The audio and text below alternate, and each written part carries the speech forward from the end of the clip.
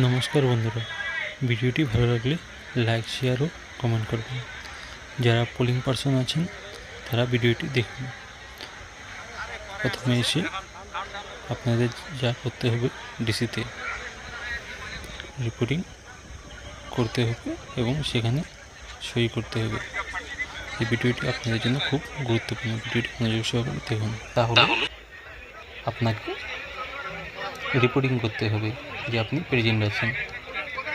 তার জন্য নির্দিষ্ট জায়গায় আপনাকে সিগনেচার করতে হবে। দেখুন, এরকম বড় বড় পোস্টার টাঙ্গানো অনেক কিছু আছে। দেখুন, এখানে রিপোর্টিং কাউন্টার, দেখুন রিপোর্টিং কাউন্টার দেওয়া আছে। এখানে এরকম রিপোর্টিং কাউন্টার আছে। নির্দিষ্ট রিপোর্টিং কাউন্টারে প্রথমে আপনি সই করবেন। আপনার যে কাউন্টারে সই করার জায়গায় সেই কাউন্টারে রিপোর্টে সিগনেচার করে নেবেন। সিগনেচার করে আপনার অন্য অন্য সদস্যদের সইগুলো বা তাদের সাথে মেলবন্ধন এখানেই হয়ে যাবে, কারণ তাদেরও সবাইকে সই করতে হবে। সই করে নেবে। এবার আপনার সই হয়ে গেলে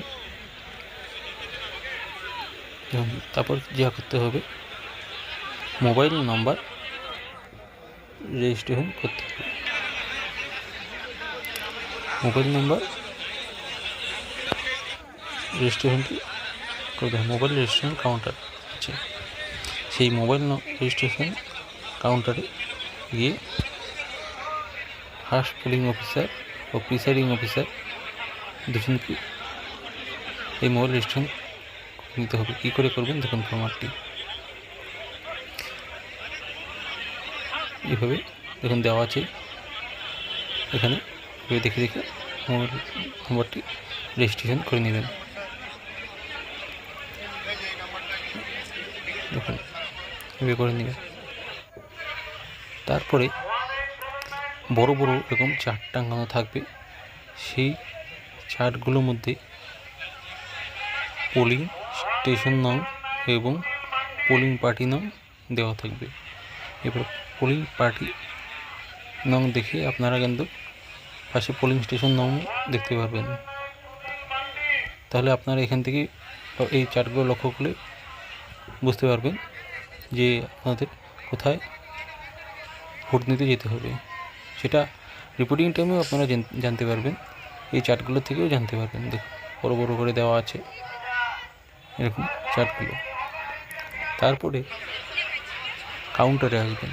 তো আপনার তো কত নম্বর কাউন্টার সেটা তো চার্টে বা রিপোর্টিংয়ের সময় জেনে গিয়েছেন।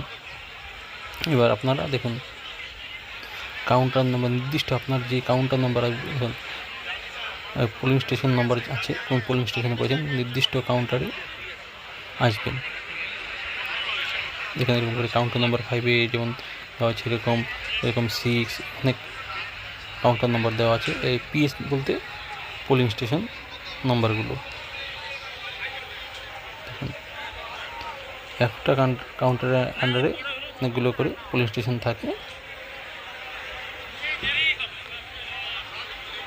দেখুন এরকম করে থাকবে।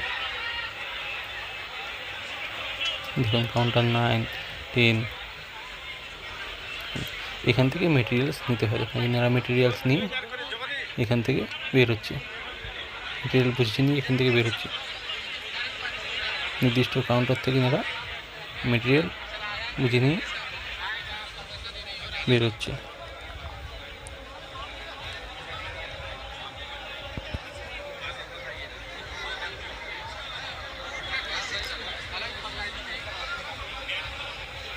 দেখুন এবার এই কাউন্টার থেকে মেটেরিয়াল সংগ্রহ করার পরে আপনাদের যা করতে হবে তা হলো এই কাউন্টার থেকে যে সমস্ত মেটেরিয়ালসগুলো পেলেন তা ঠিকঠাক আছে কি না।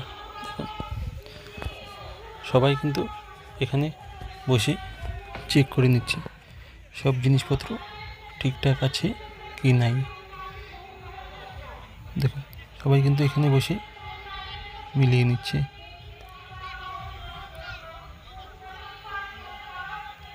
দেখুন মেটেরিয়ালসগুলো চেক করে নিচ্ছে, যদি কোনো রকম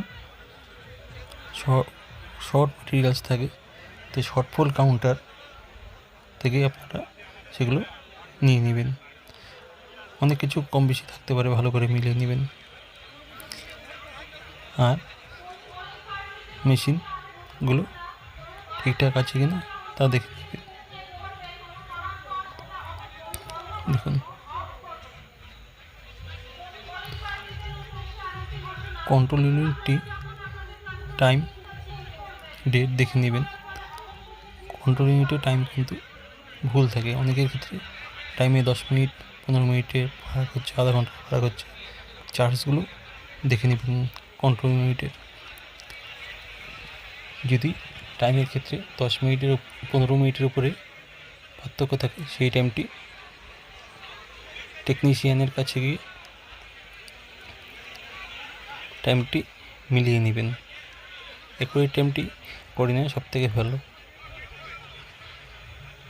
সবাই কিন্তু এখানে চেক করছেন। দেখুন বিভিন্ন পার্টিকুলারগুলো একসাথে বসে বসে চেক করে নিচ্ছে। দেখুন সবাই চেক করে একসাথে বসে সবাই চেক করে নিচ্ছে। এবার দেখুন যদি দেখুন ওয়েবক্যাম এবং সিসিটিভি যদি ভিডিওগ্রাফি যদি থাকে সেই কাউন্টারে গিয়ে যোগাযোগ করুন এবং বড় বড় পোস্টার টাঙানো থাকবে, বড় বড় হরফে লেখা থাকবে।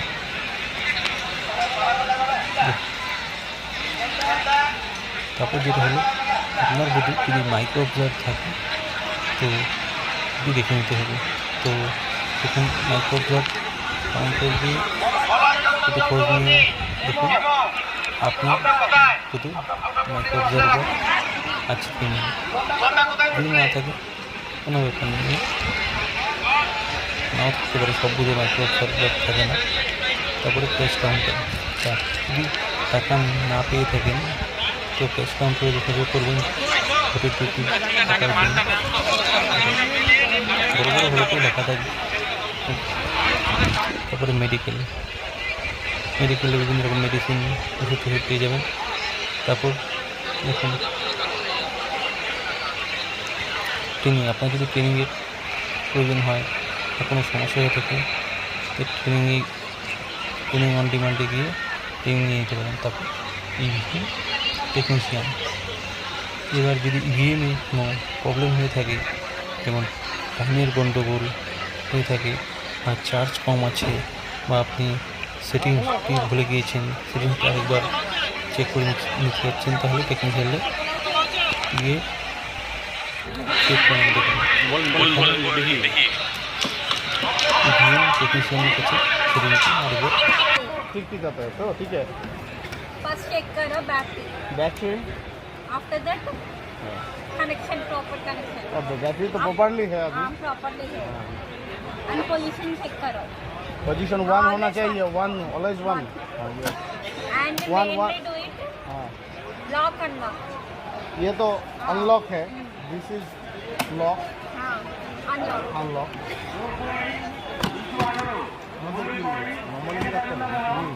এটা হচ্ছে আনলক কি,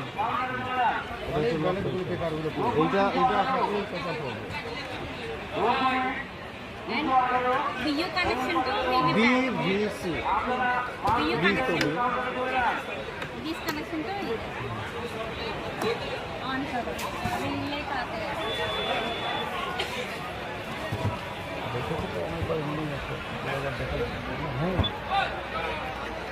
ये वो जो सीयू है ना, उधर जो सीयू है हम चेक किया है, ओनली 99% बैटरी। और ये तो कनेक्ट करने को मत, नहीं कनेक्ट करने को बोला है, कनेक्ट मत करो। চেক হয়ে গেল। তারপরে এখন পুলিশ টেকিং কাউন্টার, দেখুন পুলিশ টেকিং কাউন্টার নির্দিষ্ট লাইনে দাঁড়িয়ে পুলিশ টেকিংটি করিয়ে নিতে হবে। দেখুন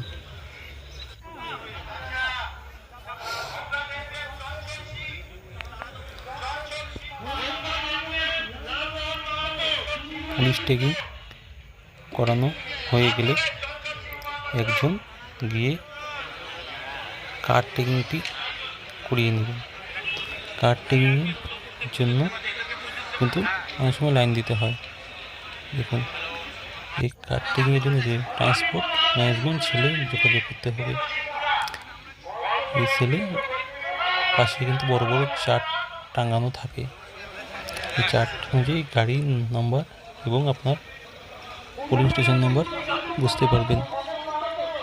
দেখুন, ইনকোয়ারি দিয়ে খোঁজ করলে আপনারা সব তথ্য পেয়ে যাবেন। এখান থেকে নির্দিষ্ট গাড়ির নাম্বার জেনে নেবেন।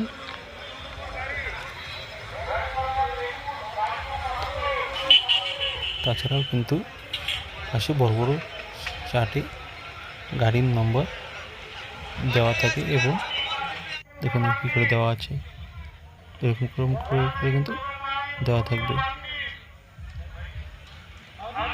দেখুন, কোথায় ডিউটি, বুথ নম্বর কত, গাড়ির নম্বর কত দেওয়া থাকবে এরকম বড় বড় করে।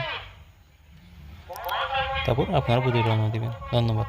ভিডিওটি ভালো লাগলে লাইক, শেয়ার ও কমেন্ট করবেন।